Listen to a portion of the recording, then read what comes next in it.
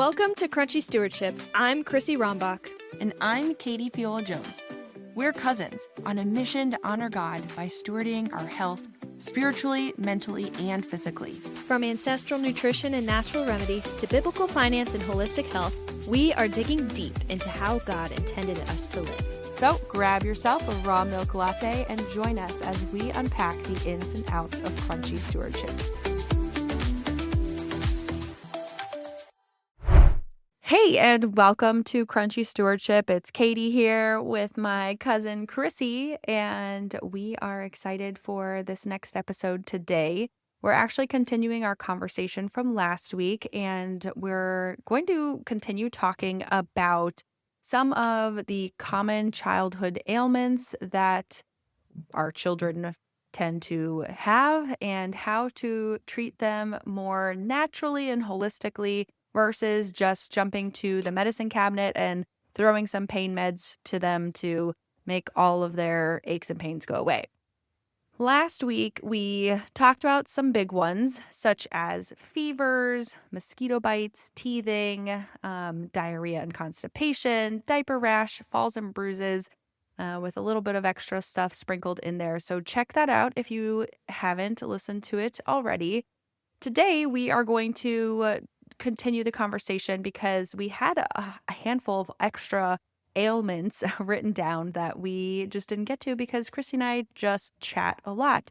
Hopefully you find that entertaining and you find some bits of helpful information in there along the way.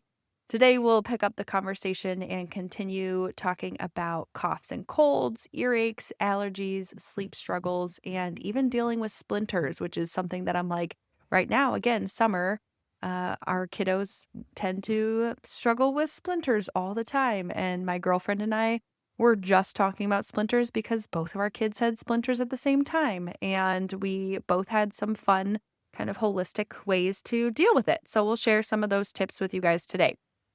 But before we dive into our episode, Chrissy is going to share with us her random revelation of the week, which is just a fun, silly thing that she may have learned throughout the week or beyond, maybe longer than a week. And she's going to share it with us so that we can chat and giggle sometimes. Often, Chrissy brings some funny things to us. Chrissy, is your random revelation today silly or serious? I think it's actually more on the serious side. It's not really that silly. Random revelation for today is very on track with who I am as a person. So if you don't know me, I am a nurse and I do work in conventional medicine, which personally tends to give me a little bit of a moral tension at times when I'm explaining to my patients the importance of taking their warfarin, for example, knowing that warfarin was originally developed as rat poison. And then they decrease the dose and realize, oh, this can be therapeutic for humans. Pause. What does warfarin, what is that meant? Like, warfarin is a blood thinner. So the way it kills rats is by thinning the blood and making the rat bleed out. But if you give the human a lower dose of it, then it thins the blood and prevents blood clots for people with AFib and other clotting issues. So can be helpful. Also, it's one of those things I just hate explaining to my patients. Like, you have to take this medication because, quite honestly, it is saving their life. But at the same time, I'm like, there's some other ways that we could fix this problem or prevent it from having to be there in the first place. But anyways, my random revelation for today is a fun fact about pharmaceuticals in general. And I'm talking the conventional pharmaceuticals. We're talking aspirin, we're talking digitalis, we're talking morphine, we're talking anti-malarials, things like that. Even contraceptives, most of these medications were originally derived from plant sources. For instance, fun fact, so aspirin in and of itself, which is a very common medication that many, many, many people take in America on a daily basis. Aspirin was originally developed from an extract from the bark of a willow tree and was used to ease pain and reduce fevers. And then On top of that, contraceptives were originally discovered from the roots of wild yam plants. Malaria was originally from the sweet wormwood plant. And then ginger, actually, back in medieval Europe, ginger was so highly valued as a medicinal uh, remedy, I guess you would say, that what is it? 1 pound of ginger. So that's actually quite a bit of ginger if you think about it. 1 pound of ginger was the equivalent price as a whole sheep. Now, if we think back of like biblical times, people's wealth was kind of measured by how much livestock they had. And I would be willing to bet in medieval times it was kind of still along that line, starting to become a little more financial wealth, but they still had a lot of livestock, a lot of land kind of things, and that's how your wealth was measured.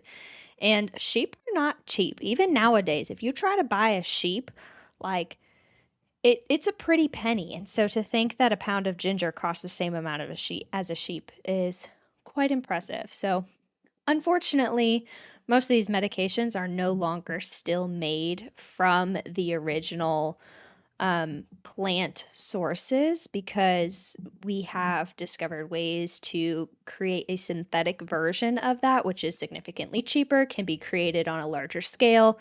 And then the medication is quote unquote cheaper to the public and more accessible until you get insurance involved. But I'm not going to get on that soapbox today because if you want to talk about insurance later, actually you should go back and listen to our insurance conversations that we had.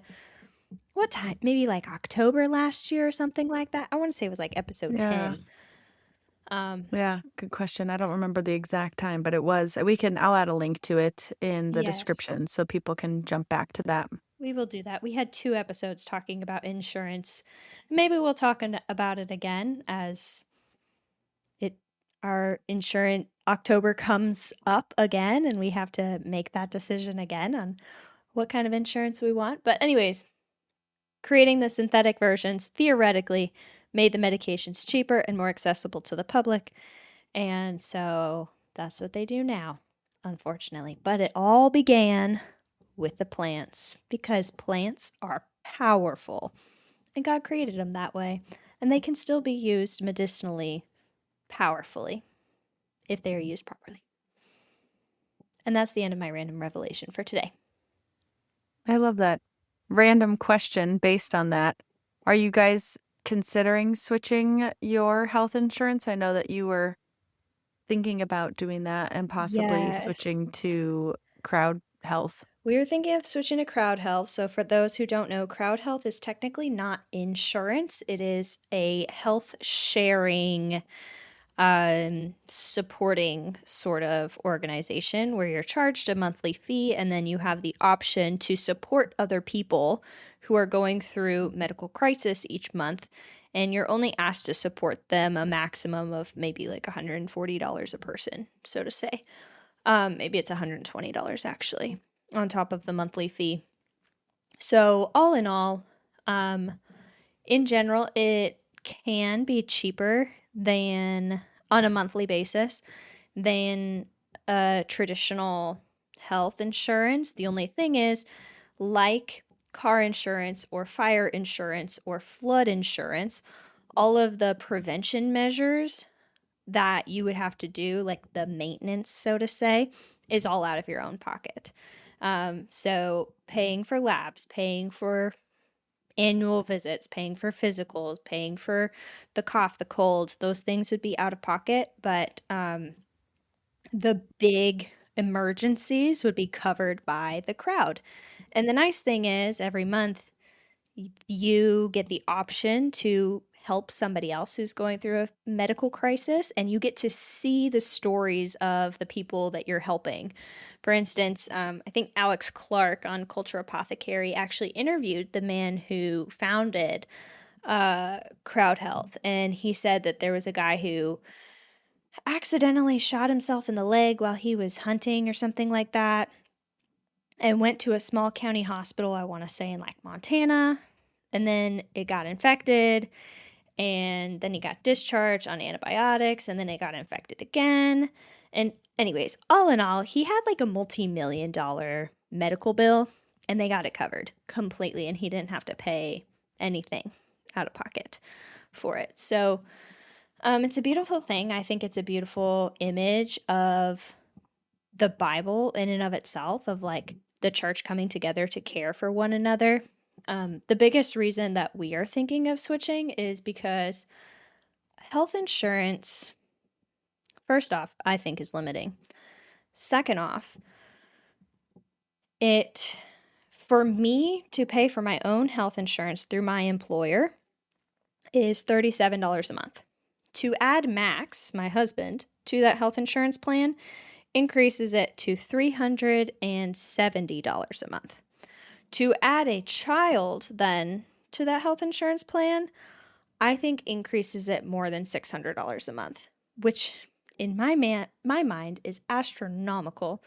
And then I'm also limited in what kind of doctors I can see, and knowing me, I'm going to want to go to a more natural pediatrician, which may or may not be covered by insurance anyway, so I might still be paying out of pocket for it. So that's just my thought process on why we're thinking of switching to CrowdHealth. But the beautiful thing is we still have a few months to talk about it. So I'm thinking about it. I'm praying about it. It's kind of nerve-wracking because, like, nobody I know doesn't have traditional health insurance except for Katie. But I was like, what are you talking about? nobody I know has ever tried CrowdHealth before. True. Okay. CrowdHealth specifically. We don't have CrowdHealth. A lot of people have Christian Healthcare Ministries. Healthcare Ministries. Healthcare Ministries, the CHM, which is very common among the Crunchy Christian community.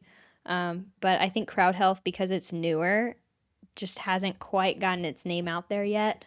I'm interested. Yeah. I'm also just nervous being the first one to take this step. Yeah. You know what I mean? Yeah. We do Christian Healthcare Ministries. We have been with them now for about 6 years. I think it was 2020 that we actually switched, and have really enjoyed them. MediShare is another big one that most people that I have encountered usually go with first, mostly because MediShare is heavily advertised, especially on like Christian radio. Like Caleb talks about MediShare a lot, and so most people go there first. Christian Healthcare Ministries is actually older, so it's been around longer than MediShare has. It's kind of like Christian Healthcare Ministries is like the original like ministry, health cost sharing ministry. Yeah.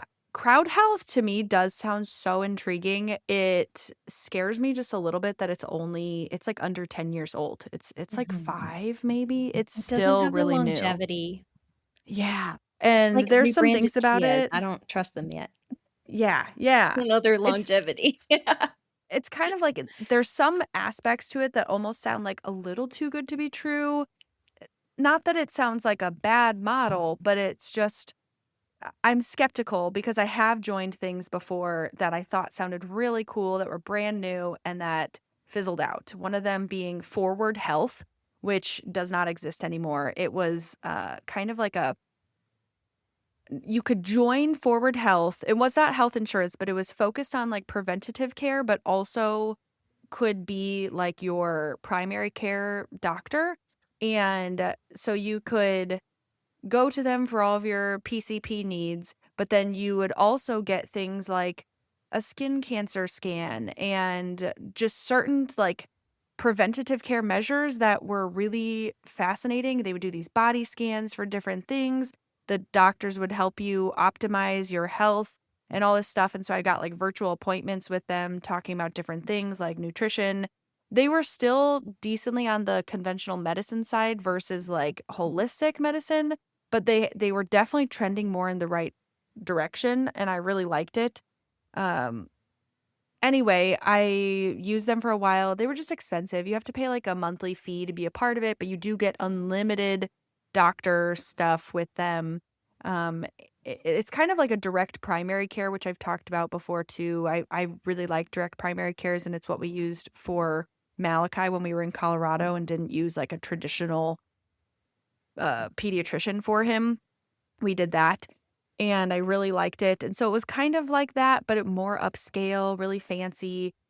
Anyway, it was really expensive, and I was like, this is not something I can keep doing. And this was like earlier in our marriage and stuff. And it was actually around the time that I switched to Christian Healthcare Ministries, now that I think about it, because I was like, oh, since CHM doesn't cover your preventative care stuff, like your annual checkups or even a lot of the smaller medical visits when you're like, I just have a teeny cough, then those things are typically out of pocket when you go to the doctor if it doesn't turn into some bigger emergency type medical situation.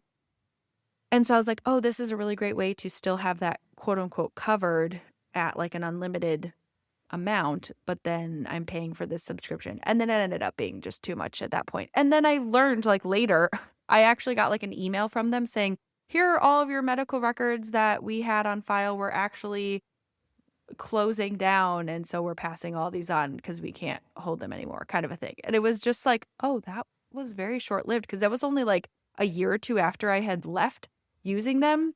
So they only lasted though 5, 6, 7 years, something like that. I mean, it was pretty young.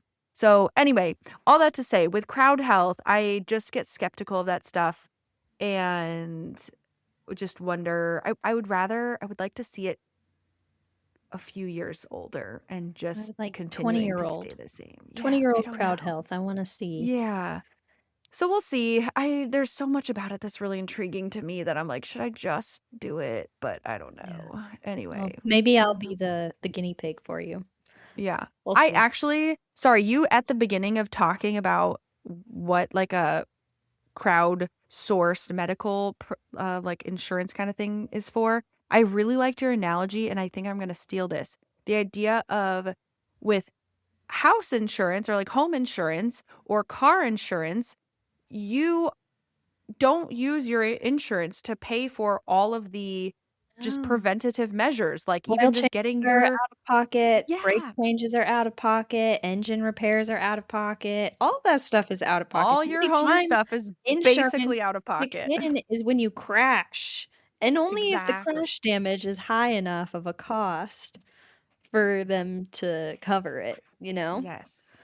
I really like that analogy, because a lot of people, when I start explaining CHM to them, they can't get past the fact that, oh, now I'd have to be paying for all these other small preventative things out of pocket. And I'm Right. like, well, we just end up budgeting for them and it ends up working out fine. Mhm. And honestly, one of the biggest things for us too is that we are very focused on our health outside of like traditional medicine, that we really don't end up going to the doctor for much at all. And so really the only times that we've actually needed CHM are for true emergencies, like Wes falling off of a roof and tearing a bunch of stuff in his ankle, and me tearing my ACL, and us having a baby, and like things like that, which having a baby is not an emergency. So I want to just have clarified that, because I definitely believe having a baby is not an emergency, but it is a large medical expense.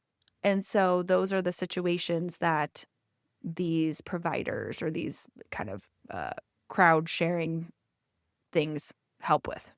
Another thing that I think is beneficial about like crowd health or CHM or any sort of non-traditional insurance that you would have to pay for preventative care out of pocket is that it encourages the population in general to take better care of their health, because if they have to go to the doctor more frequently and pay for it more frequently, it's going to hurt more rather than, oh, I could just go to the doctor, it's free, you know.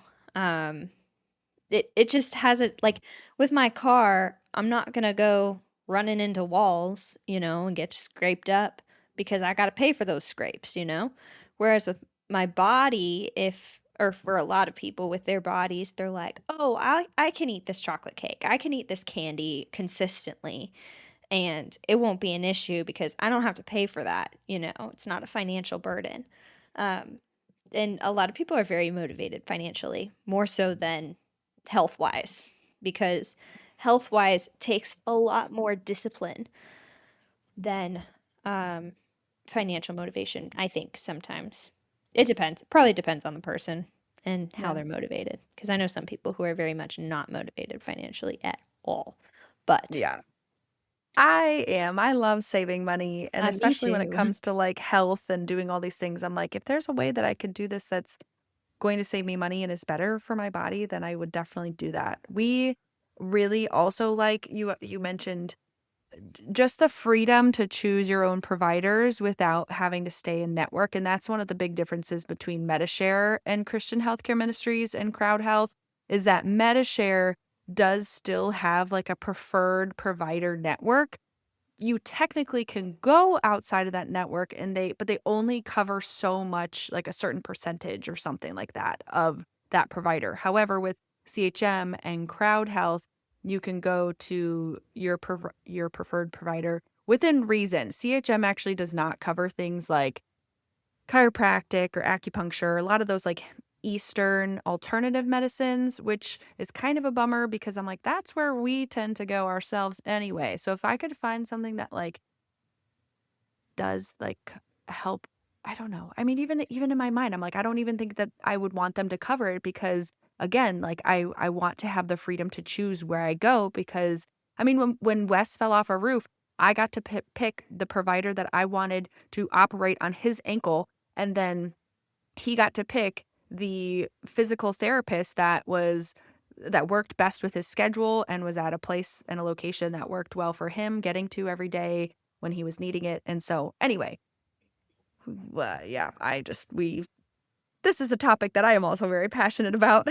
Clearly. We got sidetracked a little bit. Let's bring it back Super in. So sidetracked. speaking about saving money and trying to treat things a little bit more holistically Yes. at home without having to go to the doctor, let's talk about the actual topic for today's episode. 20 minutes into the episode, we're finally getting to it. Oh my goodness.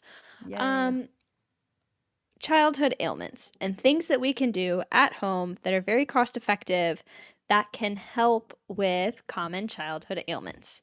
So, starting off, the typical of every single daycare child I have ever seen: coughs and colds, runny nose, boogers everywhere. They sneeze in your face, and then you got it for a week and a half, and it sucks. So, what can we do to support the body and minimize the severity of the symptoms while a kid has a cough or cold? A lot of these things that we're going to be talking about, especially the ones that involve honey, disclaimer, cannot give honey to children under 1 year old. Honey can cause botulism. Is that? Yes, botulism. Which I looked it up once. It's kind of scary. You don't want it. I don't remember exactly what it is, but it's not great.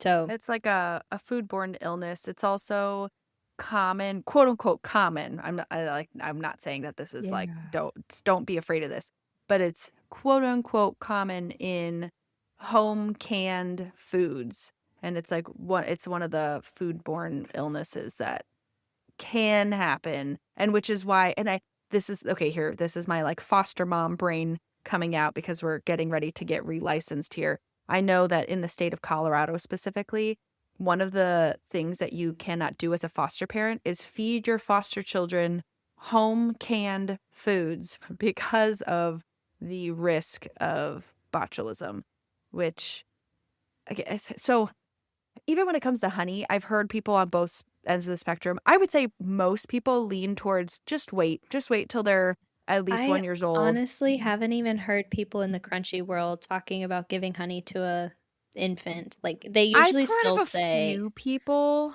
mostly from the aspect of what did they do before they knew about these foodborne illness kind of things. Like people maybe back in like, for example, Jesus's time, were they giving honey to babies? Maybe not. We don't really know. And so they're like, well, people are fine.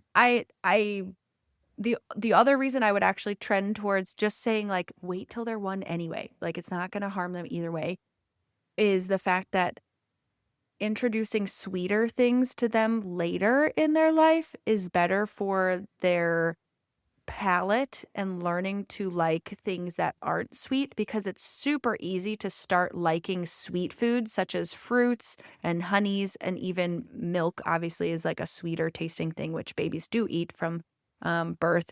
But they tend to like these sweeter things because it's easier on the palate for all of us, right? We all usually typically like very sweet things, versus something like broccoli is bitter, and things that are like, there's foods that are just more sour and more savory. Those are harder to learn to love than something that's sweet. So that's also a reason why I'm like, just twofold, wait till they're 1 or later, because once they taste the honey, they're going to love it. And my son, when the honey jar comes out, he goes, "Honey, try some. Honey, try some." And that's his phrase right now, is try some, whatever it is. I'm like, "Oh, you want to try it, do you?" I love it. I love it. Okay, so for cough or cold, especially like for toddlers, you can do you could probably do an herbal tea, but they don't like herbal teas as much. So I honestly think just like warm water with honey and lemon in it is very, very soothing for the throat, very soothing for the sinuses. Um, yeah, it's just really great overall to help with those symptoms and kind of clear out the sinuses. I will say, my girlfriend's kiddos actually do like teas, which surprised me, because Malachi always pretends like he's going to try my tea. And then he's like, no, he doesn't. He hasn't really tried my teas yet. He pretends to, but so I'm like, I don't know if he would like it or not. But my girlfriend's kids will drink her tea and will drink all of it if it's like cool enough and she lets them. But it is kind of funny when they come over and they're like, "Mommy, we want some." And I'm like, "Oh, Malachi doesn't like my tea," but That's funny. Some other things that help with cough or cold is steam. Obviously, with kids, you can't do it quite the same as you do it with an adult. With an adult, you can kind of put a pot of boiling water on the stove, put a towel over your head, and just breathe in the steam that way. For a kid, it's probably better just to put them in a hot shower. Obviously, not hot enough to burn them. Don't be crazy, guys. But yeah, stick them on the floor of the hot shower, give them toys to play with, and let the steam kind of just like clear their sinuses that way. And then another thing to help supplement is zinc. Zinc is really great at supporting the immune system, helps our immune fighting cells actually do their jobs. And so a lot of kids can't swallow a pill, but thankfully zinc is crushable. So if you don't have a pill crusher, stick it in a Ziploc bag, smash it with a spoon or a hammer, however you want to do it. It works both ways. And then mix it in, I don't know, homemade pudding, applesauce, yogurt, whatever. And then give it to kid that way. It works great. I also have to do my 90-year-old grannies who don't know what I'm trying to feed them. They say, "You're," and I'm like, "I'm not poisoning you. Just take your medicine, please." So with the showers, I also, on top of that, want to recommend adding, if you have essential oils, peppermint and eucalyptus. We usually add a couple drops in the shower, whether it's for ourselves or for Malachi when he has colds. And that just helps the sinuses drain extra and just relieves a lot of inflammation in there. And boy, oh boy, does it work. And he just is like a faucet coming. And he just, babies don't really know what's happening. And they're just boogers are coming out everywhere. And he looks up at you like, blah, and you're like, ugh, gross. So you just gotta wipe them all out. But yeah, the added essential oils, if you have them, can be extra beneficial in the process. Another thing I learned recently, I didn't write this on our page, but I just thought about it, is menthol crystals, which is a diffused and solidified peppermint oil. If you take that, you can put hot, like boiling, steaming water in a thermos cup and just like the smallest little menthol crystal, put the lid on top of it and just smell it, and that will clear those sinuses real quick. It's quite potent. It'll punch you in the face, but it works. And it works for pregnancy nausea. Fun fact, I actually forgot to use that. Oh my gosh. It worked for my friend, and then I just like didn't even think about it. I can't believe that, because you've talked about your crystals before and how much you love your crystals. So now I'm shocked to hear that you didn't think about it for like several months. It's being nauseous. Yeah. I'm still mildly nauseous, so maybe I'll try it. Who knows? It is actually funny. I feel like oftentimes, you can sit down and think about all of these remedies to these common ailments that we have. And you're like, oh, you can do this, you could do this, you could do this, boom, boom, boom, boom, boom, boom, boom. And then when it comes down to it and you're sick or your kiddo's sick or your husband's sick, somebody is sick and you're like, what do we need to do? And you're just kind of, and now Can I I feel think like of over nothing but time, Tylenol? yeah, exactly. You're like, "I need it to be gone right now." And it is. It's hard in the moment to be like, "Oh, somebody or yourself, you're in pain, and oh, we're only going to help support it," because we've talked about this. It is better for your body if you support yourself through the process and through these symptoms that you're having versus just stopping them in their tracks.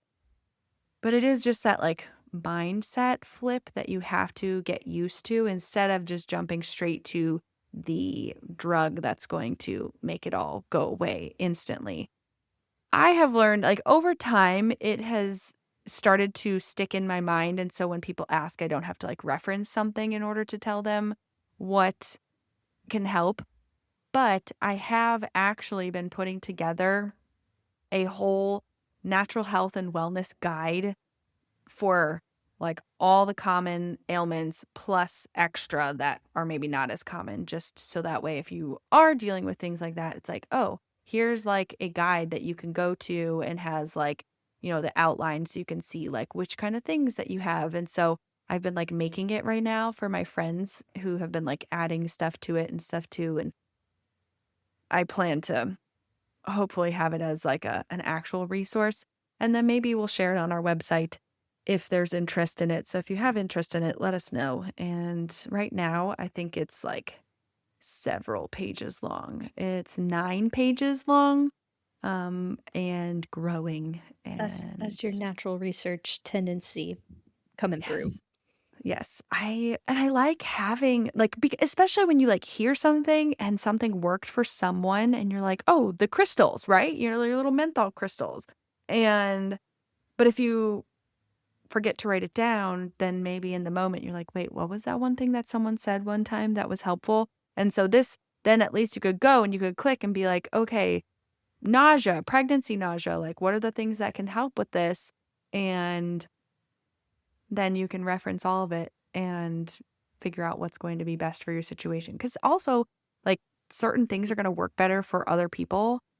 And yeah, just kind of depends. And so then that way I have like all of the ideas that could be helpful. Yeah. Okay, let's move on to the next one. Earaches. All right. So for earaches, there's these ones, some of them are kind of weird. So earaches, one thing you have to be really particular about is before putting anything in the ear, no matter what it is, you always want to look into the child's ear to make sure the eardrum is still intact. So when you look into an ear at an eardrum, a healthy eardrum will be almost gray pearly in color, and it'll just look like a pearly film kind of across the end of the ear canal. If the kid has an ear infection and it's inflamed, that gray pearly film might be a little bulged. It might be kind of red. It might have a little bit of pus around it. So we'll definitely show the infection, and you can like see the pain of the eardrum when you're looking at it. So first things first, you always want to look at it to make sure it's still intact, because sometimes eardrums can rupture, and you never want to put something in a kid's ear if the eardrum is ruptured. Okay, I have to ask, is that something that you can see with the naked eye, or do you have to have one of those like you know what I'm talking about? The little thing that I doctors use I to look have in the been ear? able to see eardrums just shining a flashlight into someone's ear. Hmm. So when you're looking into an adult's ear, you want to pull up on like the upper part of the ear to straighten out the ear canal to see the eardrum. For a child, you want to pull down and back on like the rear end of their um, earlobe. Pull back on the rear end of their earlobe, and that will straighten out their ear canal, so you can see the whatchamacallit, eardrum Drum. a little bit better. That's just because as you get older, the tubes in your ears angle differently. And so, and your face shape changes, your head shape changes. So the angles of the tubes change. So, yes, if you're looking at a child's eardrum, you want to pull the back part of the earlobe down and back. That will straighten out the ear canal so you can see the eardrum clearly. If you cannot see the eardrum, don't test it. Don't put anything in the ear. You always want to make sure that eardrum is intact, because if it's burst, then you can just make the problem that much worse.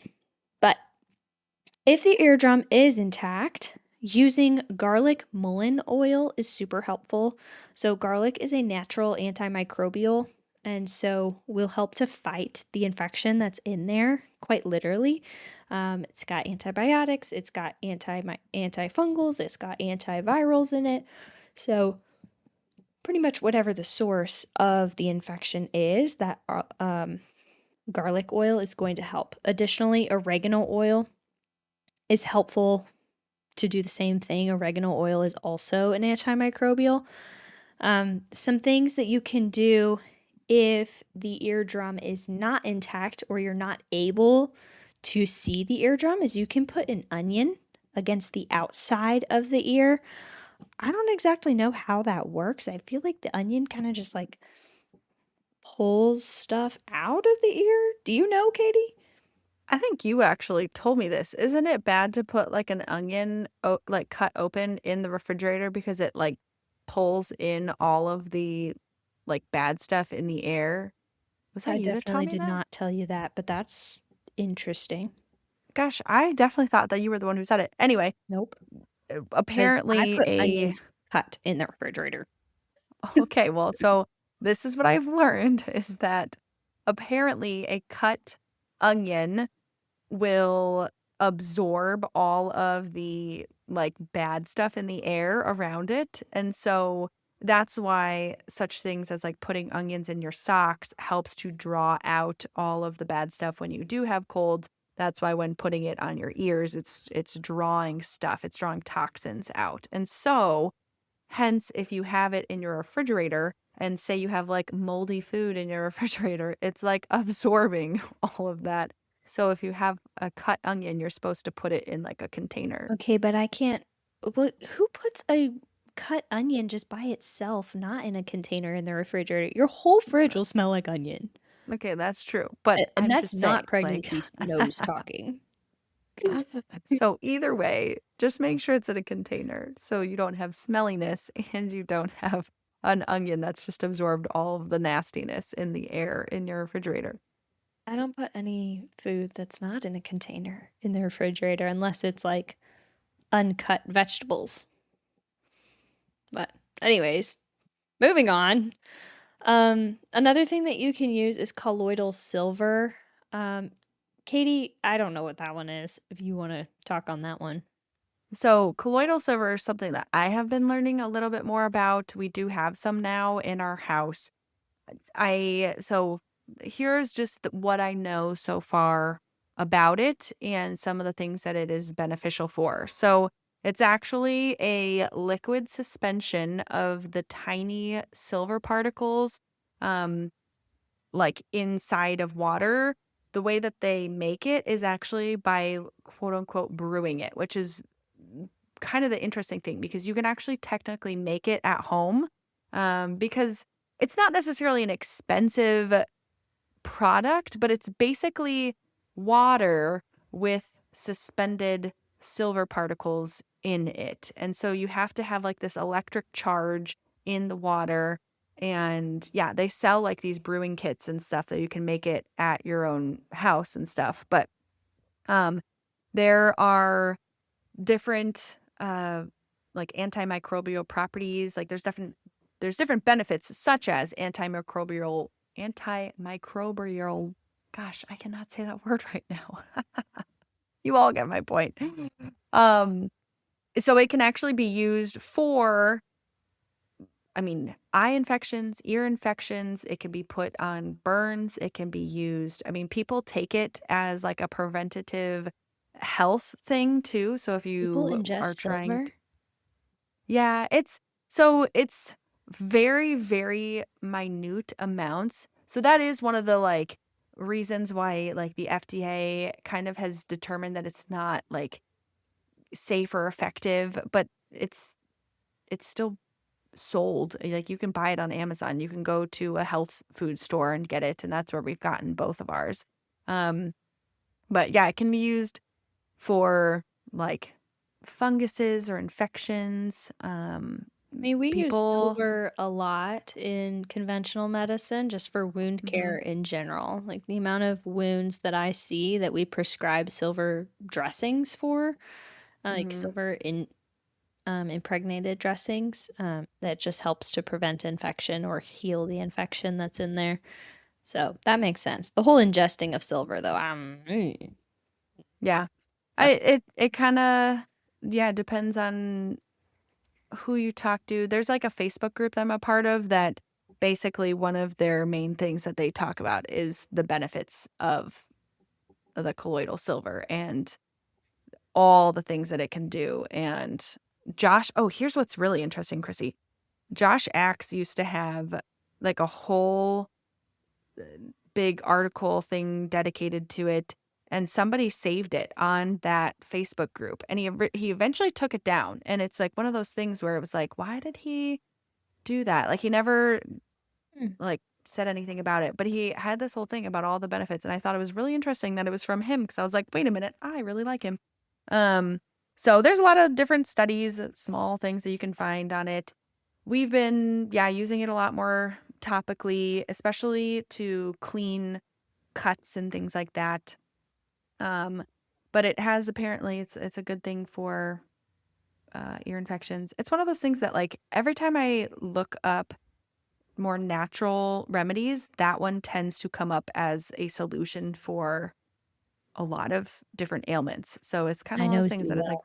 That's what I'm yeah, hearing. yeah, exactly. So anyway, you can do your own research to decide if it's something that you want to add to your own medicine cabinet of remedies or not. We've been trying it, and I would say at this point we haven't necessarily like had a definite answer as far as like this is amazing or it's nothing. It's kind of like Interesting. it seems like it's helping, so I don't know. Fascinating. So there's my spiel. Okay. One thing that this is just something I just thought of. We actually did as kids to prevent earaches and ear infections. So when you go swimming, sometimes a lot of water can get stuck in your ear. So one thing we did as kids is we put rubbing alcohol in our ears after we went swimming. And rubbing alcohol has a much lower evaporation temperature, and so it essentially mixes with the water and then evaporates much quicker than water would, and so dries out the inside of your ear faster than Wow. not having rubbing alcohol in your ears. So you could try that also if your kid is like super prone to ear infections or earaches after going swimming. Hmm. Um, just putting a little few drops of rubbing alcohol in your ears afterwards, kind of rubbing it around and then letting it dry, is helpful for preventing earaches after swimming. The other one I wanted to mention that I actually didn't write down on our list, and it's not as much I would say for ear infections as it is for just having some fluid buildup behind your ears. So I guess I don't know at what point it does kind of transition to more of like just, oh, you have fluid buildup to, oh, you have an infection. Um, Usually fluid buildup happens first and then it gets yeah. infected. Okay. Hmm. So our homeopath that we've been working with noticed on one of the calls that I was on, because it's a virtual appointment, so I'm usually doing it. Malachi is sometimes sitting there with me and sometimes not because he's usually running around. But there was one day where he was sitting on my lap and he was just like poking his ears. Like to me, it didn't necessarily seem like anything major. And so our homeopath was like, does he poke his ears like that often?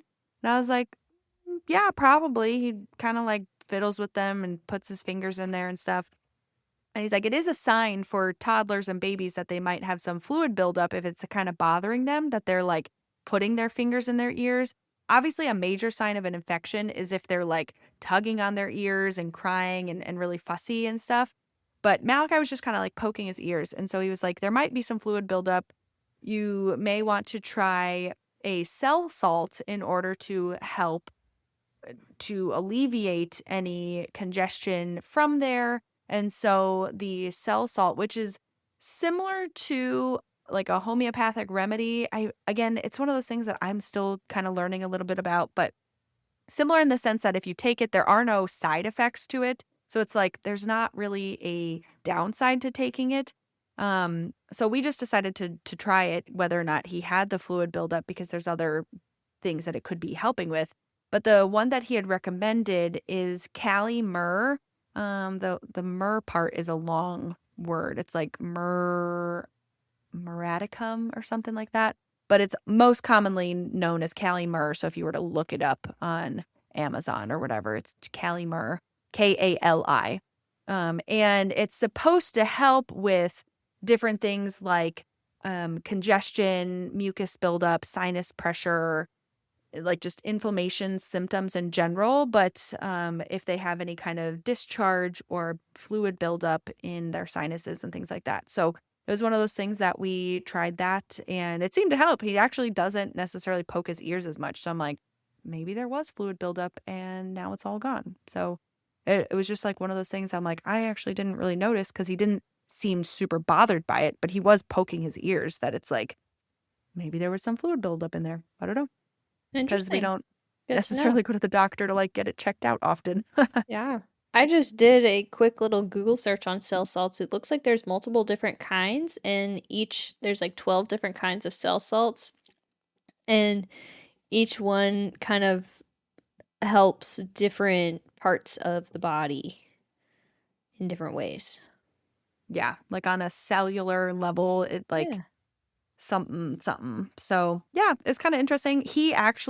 They come in these like cute little, and cute, I don't know why I'm saying cute, but they're just like these teeny little tablets and they dissolve instantly when you put them in the mouth. So I tried one because it said on the bottle, like you can just give it to babies and children as is, but I'm looking at it like it's a teeny little tablet. So I'm like, okay, I guess we'll try it. But I took one and literally it's like, it dissolves so quickly. So I would give it to Malachi and he got so used to just taking it and being fine with it. And he would just kind of pop it in. And you're supposed to, when you take cell salts, you're supposed to do them when you're eating food. So traditionally you're supposed to have it during meals, like breakfast, lunch, and dinner. So we would do it with each of his meals for like a week.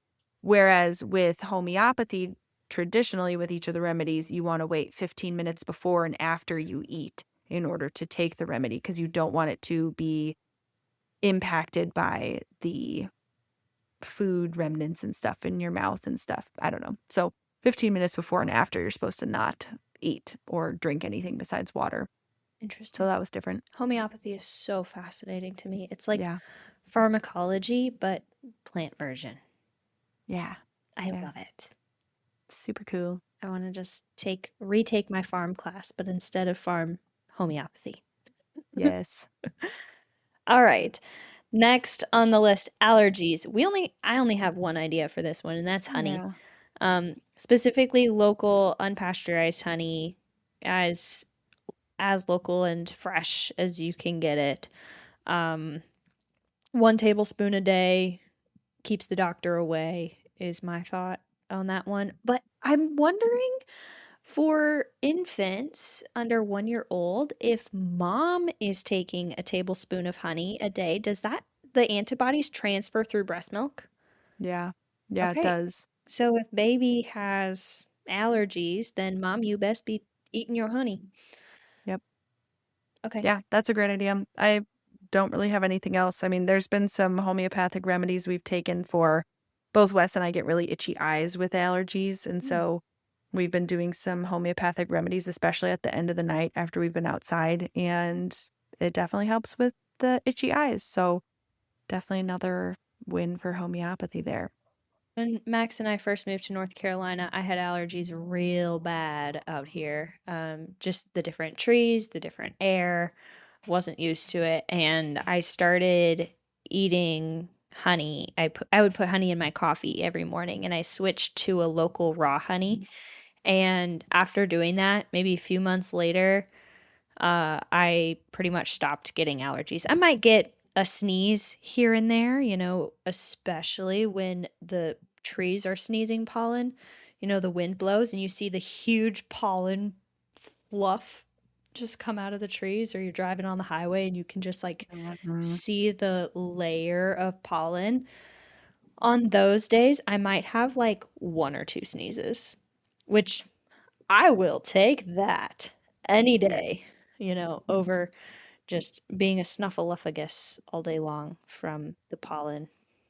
I was trimming our bushes the other day and just chopping, chopping, chopping, chopping, and it would just like everywhere. And I was sneezing like crazy. And it's one of those things where I'm like, even if I take something right now, I am literally sitting here in them. Like it would just fall all over me. And I'm like, just kind of got to deal with it. And luckily at that point, it was just the sneezing and not like the itchy, watery eyes, because that's really irritating and you can't do much when you're so uncomfortable. But The yeah, one thing that I've honey. noticed really makes me sneeze a lot is cleaning things out, like cleaning out Mhm. closets, going through clothes, things like that. So Max and I just moved. We're still in the same apartment complex, but we moved from a one bedroom to a two bedroom because low-key, there ain't no room for a baby plus two adult humans in a one bedroom apartment. I don't know how some of my neighbors do it, but they do. But anyways, um, and we've been going through everything. I told Max, I was like, nothing is going to be put away without being gone through first. And so just opening like a chest that hasn't been opened in a few years and just going through it all, or going through, the winter clothes that have been in a box for a little while, or going through the nice clothes that we don't really wear super often. I'm like over there just sneezing and blowing my nose and just like trying my Mhm. I haven't figured out how to make it through going through things without sneezing a bunch, but Funny. just probably because I'm kicking up all the dust. Speaking of struggles, why don't we move on to sleep struggles? And A stuffy yeah, nose will definitely be a sleep struggle. yes, that does keep you up. Actually, I think you wrote this down, but I will say that this has helped Malachi. We did switch to having blackout curtains in his room, and now he sleeps longer in the mornings, whereas like in Michigan it stays so light here. Like it's 8:30 and the sun is still like blazing outside, and it does not go down until like 10 or something. It's like you still see light in the sky. Anyway, so it also comes up very early, and so Malachi was waking up really early because of it, but we put blackout curtains in his room, or I guess the blinds, they're like the pull-down blinds. And he sleeps now till like 8 to 8:30ish, and it's great because then we get to sleep too. It's a beautiful thing. I love it. Another thing that helps with sleep is magnesium. We've talked about this before. Katie has an Mhm. awesome magnesium cream that she Yes. uses. There's magnesium sprays, there's magnesium drinks, there's magnesium pills, multiple different kinds of magnesium. Which is the one for sleep? Is it glycinate? Yeah, Magnesium? glycinate helps more with like sleep, but then malate helps with like muscle relaxation, which also can be helpful for sleeping. So sometimes if you can get the two of them together, it can help. The citrate is the one that That makes you helps you poop. with pooping. So, I mean, sometimes they do like a threefold magnesium and it can help you just with all the things at once. There you go. Bad timing for having a bowel movement, though, let me tell you. Mm. Half asleep, being like, Yeah. oh, gotta go. Yeah. All right. Another thing that can help is a lavender oil diffuser. So, lavender oil is naturally calming. It's usually like the gateway drug to essential oils, I feel like. If somebody is like just starting with essential oils, I feel like lavender and eucalyptus are the two that they start off with. Mhm. And so lavender, spraying it on your pillowcase or just putting it in a diffuser could be really helpful for just calming the senses and helping promote relaxation to allow for better sleep. White noise can be helpful for some. I personally don't find it helpful. I think it's quite annoying. But Really? yeah, I cannot stand white. I can't even stand a fan on when I'm sleeping. But Oh, Wes and I both sleep with white noise, and it's great. yeah, maybe that's a me problem. I don't know. I'm so thankful Max doesn't sleep with white noise because that would have been a marriage conflict that we would have had to work through. Yeah, that would have been hard. Anyways, But yeah, so white noise can be helpful, especially if you have weird noises in your area, I Mhm. think, because then it helps block those out. So that's helpful. Yeah, oddly enough, if we open the window and like the highway is maybe 200 yards away from our window, and so opening the window and hearing the highway doesn't bother me, but and the airplanes don't bother me, but white noise, that'll get me. But That's funny. anyways, two other things that you can do mostly during the day, instead of like right before bed. So during the day, exposure to lots of sunshine, especially sunshine first thing in the morning, like within the first 30 minutes of being awake. Being outside for a little while, exposing your bare eyes to the sun can be very helpful for setting that circadian rhythm properly. Gives the kid more energy during the day, but then kind of makes them crash at night, which is very beneficial for parents, of course. And then lastly, minimizing blue light, especially before bed. Blue light inhibits the production of melatonin. And so it's always best to use amber lighting or incandescent lighting. Turn off those overhead lights before bed. Use blue light glasses, kind of thing. I can't imagine a toddler keeping blue light glasses on their face. So maybe just changing your light bulbs would be a better idea. Yeah, Limiting or screen time. if you are doing screen time, I was going to say, just make sure they're not like watching it right before bed, if Yeah. at all. I mean, Reading a book in bed. I'm a huge fan of no screen time for littles anyway. So I guess if you have a bigger kid, they likely would be doing some kind of screen time during the day, but trying to limit it right before going to sleep. So all of those can be very beneficial. They kind of compound.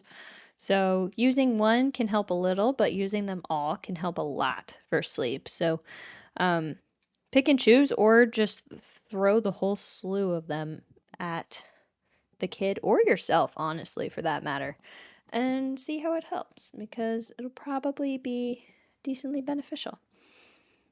Yeah, the last thing I want to say about sleeping is because in the crunchy space, there's like some different theories on what's best for your kids. And primarily, I would say in the crunchy world, people lean towards doing co-sleeping with their kiddos. And so I'm not here to like say one is right or the wrong. If you are going to be a co-sleeping family, there are like the 7 rules or 7 safety tips of co-sleeping. I think it is. I don't even officially know them, but one of them is that you need to be a like breastfeeding, like nursing mother, not pumping, not bottle feeding. They have to be like direct nursing, which obviously for us we did not meet that qualification because Malachi was exclusively fed through, I was pumping. Anyway, some people say that co-sleeping has like saved their sleep for their family. I am here to say that actually the thing that worked really well for us was sleep training, and we really, really loved it. And for us, it has helped Malachi become an excellent sleeper to the point where when we put him down in his bed, he doesn't fuss usually. He doesn't like freak out. He doesn't need us to like soothe him to sleep. He just is like, oh, it's bedtime. I'm going to sleep. And he puts his hands behind his head like he's like totally relaxing, and he closes his eyes and he sleeps with his hands behind his head, and He it is gets that just from his dad, it's the funniest little thing. So anyway, we specifically used the book On Becoming Baby Wise, and they give you all this like sleep schedules and different things, and we had a lot of families who swore by it from our church actually in Colorado, and we're like, okay, I guess we'll give this a try. And we did it. And Malachi was an excellent sleeper. He started sleeping through the night basically around 3 months old. And that was wonderful for us. And since then, he has been a very good sleeper and can sleep in like all situations and settings and different things. And that was the thing that really helped us. And so highly recommended. Obviously, if your kid is past infancy, then that's not going to work. But it's more like if you have a baby or if you're going to become a parent soon, aka Chrissy, then it might be something you want to consider. So just had to throw that out there. Okay, let's just hit the last one really quick. I may or may not have Splinters. just added that to my baby list registry. Good. We could talk about it later, but has been really awesome. The last thing is splinters, and I threw this on the list only because I had just dealt with it like last week with Malachi. It's summertime. He's running around barefoot, which actually he did not like being barefoot outside. He's actually had to like warm up to that now.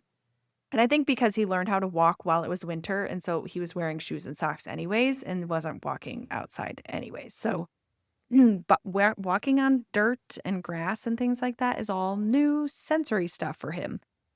So, yeah, he got some splinters. I think it was last week. And oh my goodness, was it a pain? Like literally for us to get them out, but physically for him, it was a pain.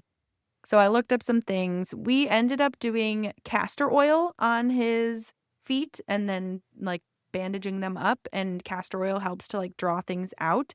It's really good for that kind of stuff. So we did that. But then the other one that I didn't end up trying, but I feel like would work very similarly, is like a baking soda and water paste and mixing it up and putting like a little dab of it on the splinter and then leaving it overnight. And then in the morning, it kind of like draws the splinter to the surface, both the castor oil and the baking soda paste. And so then it makes it easier to pull out when you're going to use tweezers and stuff. But that ended up helping. And then also the other tip, and this was actually a thing for mosquito bites, which I don't think I mentioned last time. I can't remember if I learned this before or after we actually had our conversation, was I think we did, putting the dab of honey. Did we talk about that? I don't think so. Okay. So if you put like a dab of honey onto, it's actually good for any wound, but it has to be like a raw honey. You put a dab of it on. We talked about it for wounds. We did not talk about it for mosquito bites. Okay.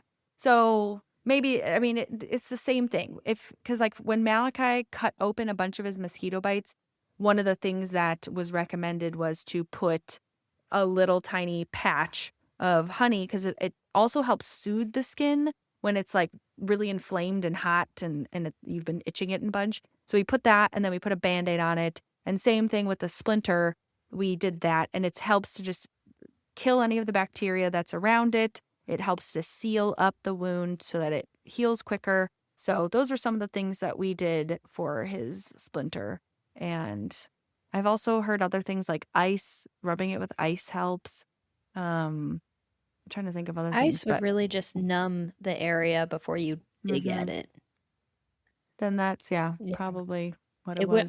It probably wouldn't help with like bringing the splinter towards the surface, but at least numbing his foot so he's not screaming and kicking you while you're trying to pull the splinter out. Oh, the other thing was an Epsom salt soak beforehand. And if it's like for an older kid, you could do just a foot soak. But for Malachi, since he's a little toddler, we just threw him in the bath with some Epsom salt, which also, again, helps with that drawing out. And all in all, it was our first splinter experience with him. And it was terrible. And I think we learned a lot in the process. But he hated it probably as much as us, if not more than us, because he was physically in pain and we were just emotionally in pain from it. But oh well. It is what it is. All right. Well, we hope you guys have a few extra tips up your sleeve, tricks up your sleeve to treat these common childhood ailments that your kids might have, might get at any point in their childhood. Feel free. Come join us over on our Facebook group, Crunchy Christian Mamas on a Budget. Let us know how these remedies work for you, if you've tried them. We would love to hear about how it went and how your kid reacted, especially to the whole splinter situation, because I can only imagine, like, getting a splinter out of my own foot hurts. Like, being a toddler, that just sounds worse. But anyways, yeah, come join us over on our Facebook group, and you can also subscribe to our newsletter so you can get updates every week when our new episodes come out. We drop our episodes every Friday morning, very early in the morning. I don't even know what time, like 2 a.m., something like that. I don't know. But they come out on Fridays, so we try to be consistent with that. And until next week, just remember that whatever you do, whether you eat or drink, make sure you're doing it all for the glory of God. Thanks for listening to Crunchy Stewardship. See y'all next week. Bye.